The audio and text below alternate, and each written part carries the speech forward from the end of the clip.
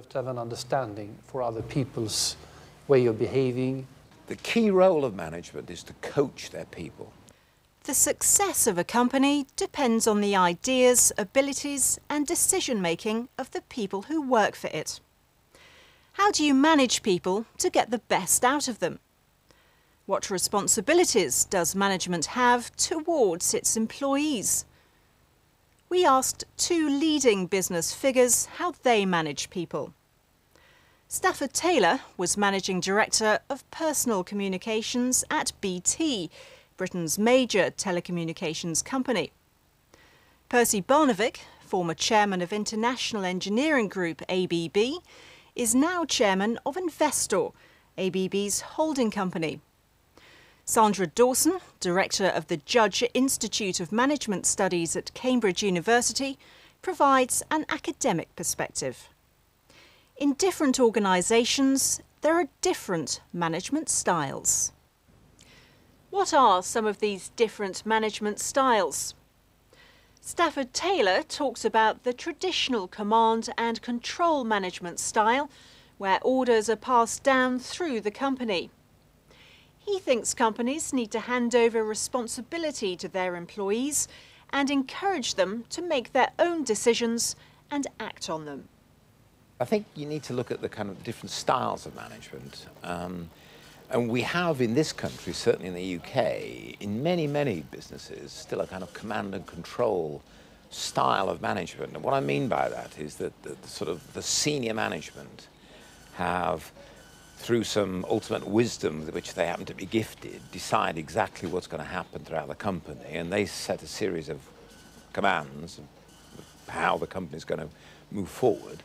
And that these commands then get thrown down the organisation, and people are then asked to do precisely what they're told to do.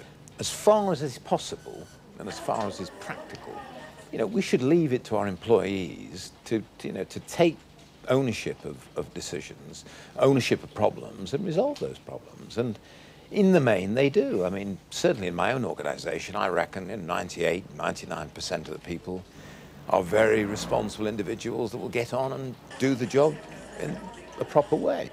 Managers expect their staff to behave responsibly, but how should managers treat their staff? What happens when things go wrong, for example, or when companies are reducing the workforce? Percy Barnevik argues that managers must have empathy with their staff and an understanding for others.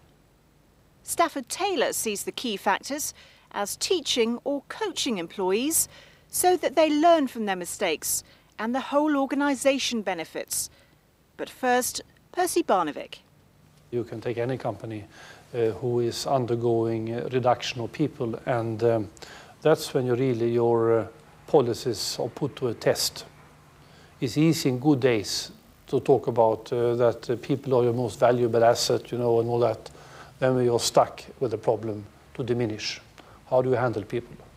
How do you help them getting a new job? How do you try to transfer them internally? How do you try to re-educate them to try to put them into another job within or outside the company? I think that tells a lot about your company policy, how you handle it in practice. And we don't need tough managers. We need managers with empathy who can think into the situation of these people who are struck by these changes. The key role of management is to coach their people. And by that I mean it's to make sure that we encourage, that we learn from mistakes, that when those mistakes are made, that people shouldn't be sort of disciplined. Everybody should be entitled to try out new ideas and make mistakes, and there shouldn't be sort of immediate disciplinary action taken or censure. We should say, look, we've learned from that experience, and let's make sure that everybody else doesn't make the same mistake, and let's coach best practice across the organisation.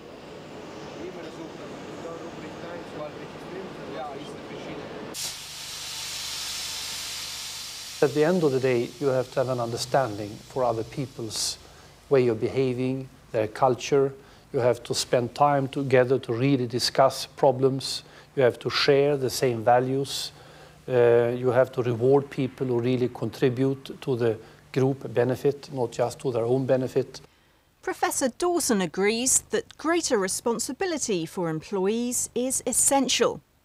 But how do you motivate the workforce to play such an important role in the organisation? She identifies their pay and conditions, financial packages, but says people are also motivated by the chance of improvement in their job, for advancement and development. They also need the right conditions in which to work, the context, with the right tools for the job. So how are people going to be motivated? They're motivated by financial packages, but they're above all motivated by the possibility for advancement and for development. So making sure that you've got the motivational package right is the second thing. And then the third thing is the context.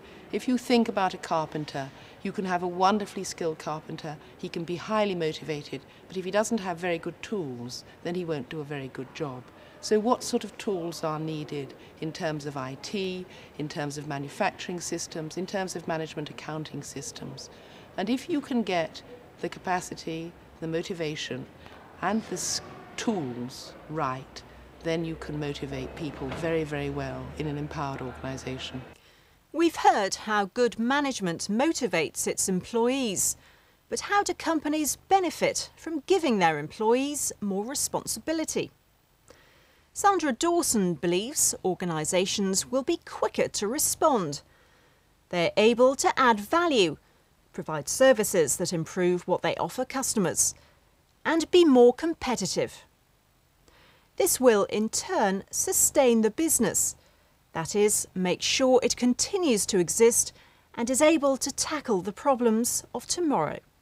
They're quicker. It's easier and quicker to respond to new competitors or to new customers, which is essentially what business is all about. Out of speed and quicker achievement of objectives, you get a more effective organisation structure, which enables people to be competitive and to add value and also to sustain the business. It's all very well to do things quickly and better in the short term. The question is, are people building up solutions that will tackle the problems of tomorrow, not just the problems of today? We've heard that good management gives responsibility to its employees, provides the right context and motivates them.